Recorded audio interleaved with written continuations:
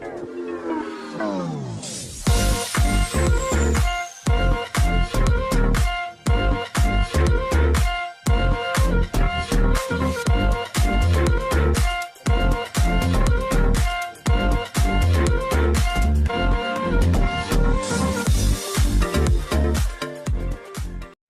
semua, salam sejahtera Malaysia. Selamat datang ke channel Fels Lifestyle. Tuan-tuan dan puan semua, satu lagi isu panas yang kecoh, yang menjadi kecoh di Parlimen setelah sekali lagi cubaan untuk menjatuhkan kerajaan pimpinan Datuk Seri Anwar Ibrahim dari pembangkang yang cuba menolak ataupun cuba menumbangkan sekali lagi kerajaan pimpinan Datuk Seri Anwar Ibrahim. Namun akhirnya lain pula yang terjadi. Akhirnya pembangkang pula yang dimalukan. Dalam satu info terkini ataupun artikel baru-baru ini berkaitan dengan cubaan pembangkang sekali lagi untuk memalukan Datuk Seri Anwar Ibrahim untuk menjatuhkan kerajaan. Akhirnya cubaan tersebut yaitu menolak usul kerajaan akhirnya digagalkan kerana usul yang dibawa kerajaan pada persidangan Dewan Rakyat hari ini tidak kesampaian apabila mereka gagal memperoleh majoriti dalam undi belah bahagian. Cubaan pembangkang untuk menolak usul yang dibawa kerajaan akhirnya digagalkan kerana tidak mempunyai sokongan yang cukup. Nah, ini sudah membuktikan satu lagi keputusan yang pasti mengejutkan ramai.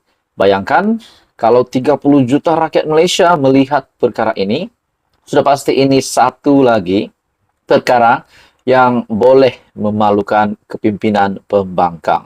Nah, saudara-saudara, teruskan bersama di dalam channel ini. Teruskan bersama di dalam ulasan yang panas ini. Anda juga dipersilakan untuk tekan butang like, Anda boleh share video ini. Dan tekan butang subscribe, sebab subscribe itu percuma. Dalam satu artikel, saudara-saudara yang panas, undi belah bahagian itu menyaksikan sejumlah 83 ahli parlimen yang menyokong usul tersebut dari kerajaan. Manakala 52 ahli parlimen tidak bersetuju, seorang tidak mengundi, serta sejumlah 86 ahli parlimen tidak hadir. Nah, bayangkan saudara-saudara, 86 MP yang tidak hadir. Tetapi tetap juga kekalahan ataupun undi belah bahagian itu tetap berpihak kepada kepimpinan kerajaan Datuk Seri Anwar Ibrahim, di mana undi belah bahagian itu menyaksikan sejumlah 83 ahli parlimen menyokong usul tersebut dan 52 ahli parlimen tidak bersetuju.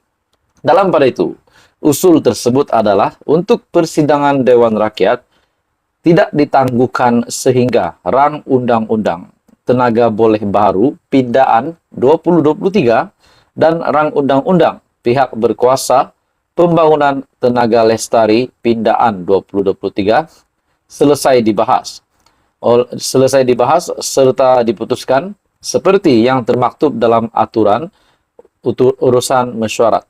Nah, sebelum ini juga kita mendengar kabar angin lah, konspirasi lah untuk menjatuhkan ataupun mengguling kerajaan hari ini untuk menggantikan kerajaan pimpinan Datuk Seri Anwar Ibrahim hari ini.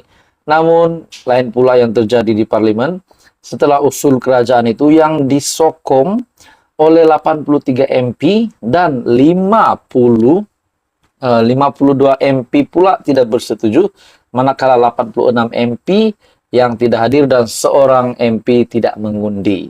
Ini sudah menunjukkan bahwa majoriti ataupun kerajaan pimpinan Datuk Seri Anwar Ibrahim hari ini tetap relevan dan masih berdiri teguh sebagai pemimpin, sebagai kerajaan hari ini.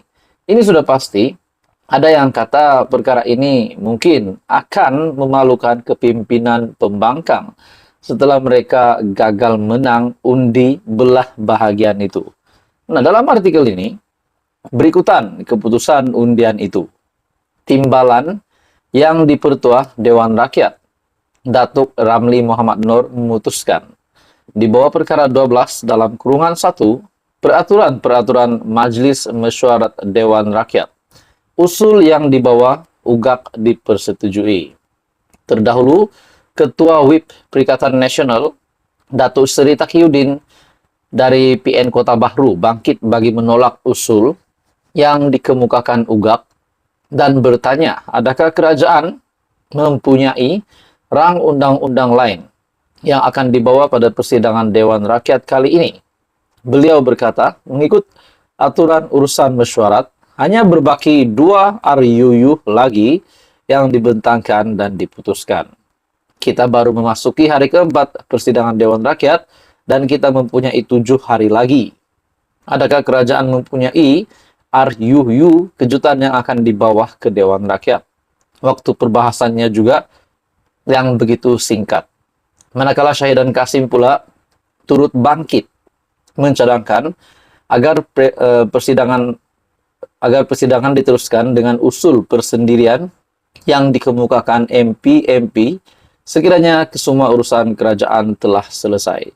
Situasi pula kembali menjadi kecoh selepas ahli parlimen pembangkang mendakwa terdapat beberapa ahli parlimen kerajaan masuk ke dewan selepas pintu diarah tutup. Saudara-saudara, bagi saya ini satu lagi kejutan besar untuk PN, dan ini menjadi bukti bahwa kepimpinan Datuk Seri Anwar Ibrahim masih lagi kekal kuat, kekal teguh, dan kekal relevan untuk memimpin kerajaan hari ini. Jadi ini pasti menjadi kejutan besar kepada ramai musuh politik Anwar di luar. Jadi saudara-saudara, apa komen Anda? Teruskan bersama di dalam channel ini. Untuk info yang seterusnya, jangan lupa tekan butang like, share, dan subscribe. Halo semua, salam sejahtera Malaysia. Selamat datang ke channel Fels Lifestyle.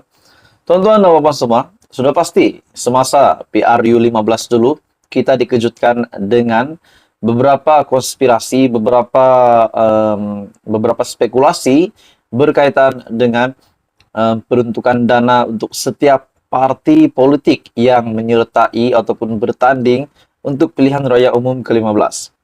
Dan kita pernah dikejutkan dengan kenyataan Datuk Seri Anwar Ibrahim pada ketika itu berkaitan dengan dana RM600 bilion yang terkait dengan kepimpinan Perikatan Nasional yang dipimpin Tan Sri Muhyiddin Yassin.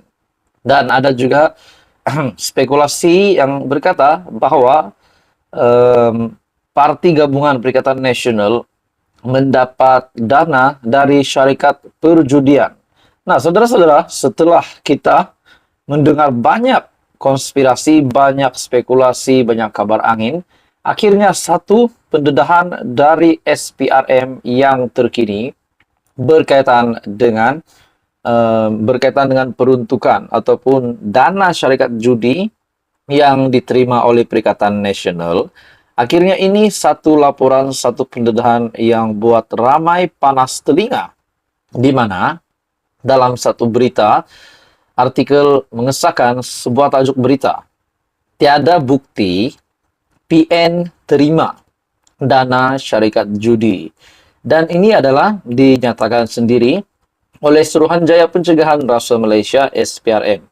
Jadi adakah ini bermakna tuduhan-tuduhan yang diterima oleh kepimpinan Perikatan Nasional, terutamanya pengerusi Perikatan Nasional sendiri, Tan Sri Muhyiddin Yassin ataupun Mahyadin, dan juga timbalan pengerusi Perikatan Nasional sebagai Presiden PAS, yaitu Tan Sri Abdul Hadi Awang, yang dikatakan menggunakan dana judi untuk kempen pilihan raya semasa PRU 15 yang dulu, berkempen menggunakan dana judi. Dan ada juga menyatakan bahwa kenapa kepimpinan PN boleh berkempen ataupun mengadakan kempen dengan begitu mewah sekali. Dan akhirnya ada yang menyebut mereka membuat kempen begitu mewah disebabkan mereka mempunyai dana yang banyak, dan dana itu kononnya dari syarikat perjudian.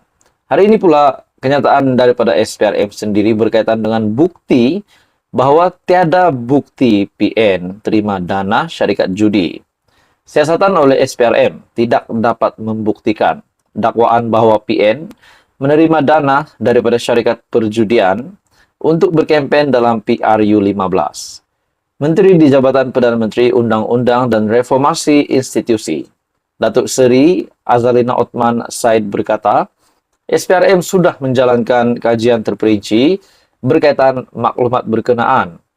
Bagaimanapun, katanya SPRM mendapati maklumat terlalu umum dan tiada pihak yang boleh mengesahkan isu ini.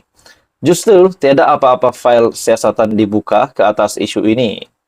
Beliau juga berkata demikian, menjawab pertanyaan Ahmad Fadli Syari, PN, yang ingin mengetahui status siasatan terhadap dakwaan parti di dalam PN yang mendapat sumbangan daripada dana judi ketika kempen PRU. Sebelum ini, Perdana Menteri Datuk Seri Anwar Ibrahim dalam sidang medianya mendedahkan kemungkinan PN memperoleh dana politik dari syarikat berkaitan perjudian bagi membiayai perbelanjaan pilihan raya. PAS juga menyifatkan mustahil untuk PN menerima dana politik dari tauke dan syarikat judi ketika parti itu tegas menutup tempat perjudian, malah pernah dituduh Taliban. Anwar berkata Kementerian Keuangan juga mendapati pelanggaran dalam pemberian kontrak berjumlah Rm600 bilion tanpa tender. Dalam laporan itu, Anwar dipetik sebagai berkata, dana pilihan raya untuk Parti Melayu dan Parti Islam datang dari syarikat perjudian. Jadi bagi saya ini satu pendedahan yang amat mengejutkan dari Datuk Seri Anwar Ibrahim semasa beliau berkata Kementerian Keuangan mendapati pelanggaran pemberian kontrak berjumlah Rm600 bilion tanpa tender, serta pendedahan dari SPRM bahwa setakat ini tiada bukti PN terima dana syarikat judi. Jadi apa komen Anda? Teruskan bersama di dalam channel ini untuk info yang seterusnya. Jangan lupa tekan butang like, share, dan subscribe.